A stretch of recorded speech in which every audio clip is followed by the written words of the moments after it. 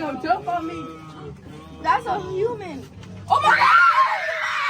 Email said, hey, she got ordered right afterwards, and then all of a sudden hi everyone, welcome to my channel.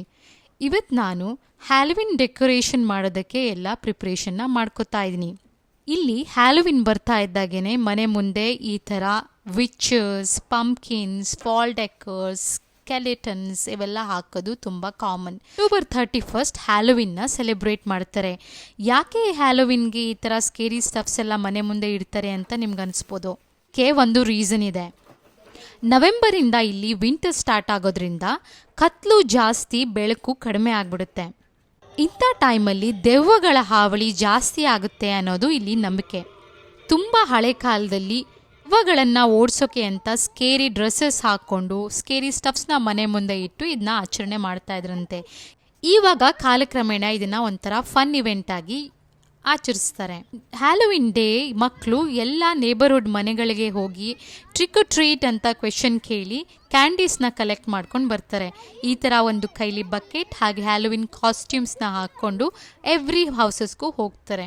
Trick R treat ಅಂದರೆ trick ಮಾಡಬೇಕಾ ಅಥವಾ treat ಕೊಡ್ತೀರಾ ಅಂತ ಅರ್ಥ. Trick ಮಾಡೋದು ಅಂದರೆ ಏನಾದರೂ ತೊಂದರೆ ಕೊಡಲಾ ಅಥವಾ ಕ್ಯಾಂಡಿ ಕೊಡ್ತೀರಾ ಅಂತ ಕೇಳೋದು. ಇದನ್ನು ಒಂಥರ ಫನ್ ವೇಯಲ್ಲಿ ಕೇಳಿ ಕ್ಯಾಂಡೀಸ್ನ ತೊಗೊಬರೋದು. ಹ್ಯಾಲೋವಿನ್ ಡೇ ಈ ಥರ ಹೌಸ್ನ ಪೂರ್ತಿ ಭಯಾನಕವಾಗಿ ಡೆಕೋರೇಟ್ ಮಾಡಿರ್ತಾರೆ. ದೊಡ್ಡ ದೊಡ್ಡ ಡ್ರ್ಯಾಗನ್ಸ್ಗಳು, ದೊಡ್ಡ ದೊಡ್ಡ ಸ್ಕೆಲಿಟನ್ಸ್ಗಳು ಮನೆ ಮುಂದೆ ಇಟ್ಟಿರ್ತಾರೆ. ಪಂಪ್ಕಿನ್ನ ಕಾರು ಮಾಡಿ ಫನಿ ಫೇಸ್ ಅಥವಾ ಸ್ಕೇರಿ ಫೇಸ್ನ ಮಾಡಿ ಅದರೊಳಗಡೆ ಕ್ಯಾಂಡಲ್ ಇಟ್ಬಿಟ್ಟು ಮನೆ ಮುಂದೆ ಇಡ್ತಾರೆ. ಅದನ್ನು ಜಾಕೋ ಲ್ಯಾಂಟನ್ ಅಂತ ಅಂತಾರೆ. ಹಾಂಟೆಡ್ ಹೌಸ್ ಥೀಮಲ್ಲೂ ಮನೇನ ಡೆಕೋರೇಷನ್ ಮಾಡ್ತಾರೆ. ಈ ಹಾಂಟೆಡ್ ಹೌಸ್ ಅಂದರೆ ಮನೆ ಒಳಗಡೆ ಗೋಸ್ಟ್, ಮಾನ್ಸ್ಟರ್ ಆ ಥರ ಸ್ಕೇರಿ ಸರ್ಪ್ರೈಸಸ್ ಎಲ್ಲ ಇರುತ್ತೆ. ಬನ್ನಿ ಈ ಹಾಂಟೆಡ್ ಹೌಸ್ ಯಾವ ಥರ ಮಾಡಿದ್ದಾರೆ ಅಂತ ನೋಡ್ಕೊಂಬರೋಣ.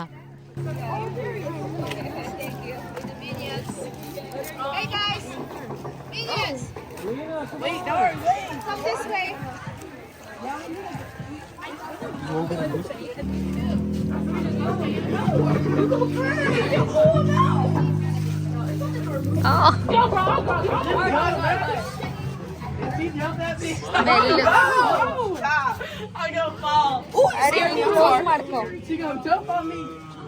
That's a human. Oh my God! ಇಲ್ಲಿ ಕೊನೆಯಲ್ಲಿ ಒಬ್ಬರು ಗೋಸ್ತರ ಡ್ರೆಸ್ಅಪ್ ಮಾಡಿಕೊಂಡು ಕೂತ್ಕೊಂಡಿದ್ರು. ಅದನ್ನು ಆಬ್ವಿಯಸ್ಲಿ ಯಾರೂ ಎಕ್ಸ್ಪೆಕ್ಟ್ ಮಾಡಿರಲಿಲ್ಲ.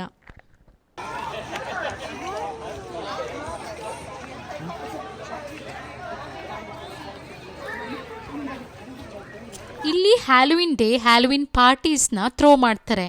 ಅಲ್ಲಿ ಹ್ಯಾಲೋವಿನ್ ಥೀಮ್ ಡ್ರಿಂಕ್ಸ್ ಆ್ಯಂಡ್ ಫುಡ್ನ ಸರ್ವ್ ಮಾಡ್ತಾರೆ. ಇಲ್ಲಿ ಹ್ಯಾಲೋವಿನ್ ಟೈಮಲ್ಲಿ ಕೆಲವೊಂದು ಕಡೆ ಕಾಸ್ಟ್ಯೂಮ್ ಕಾಂಟೆಸ್ಟು ನಡೀತಾ ಇರುತ್ತೆ. ಯಾರು ತುಂಬ ಚೆನ್ನಾಗಿ ಡ್ರೆಸ್ಅಪ್ ಮಾಡ್ಕೊಂಬಂದಿದ್ದಾರೆ ಅವರಿಗೆ ಪ್ರೈಸ್ ಕೂಡ ಕೊಡ್ತಾರೆ.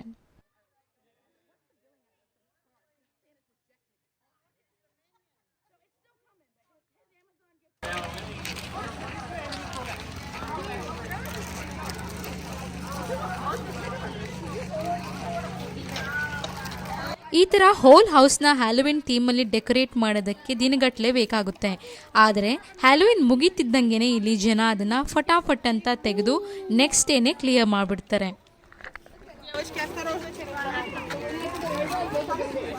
ತಗೊಳ್ಳು.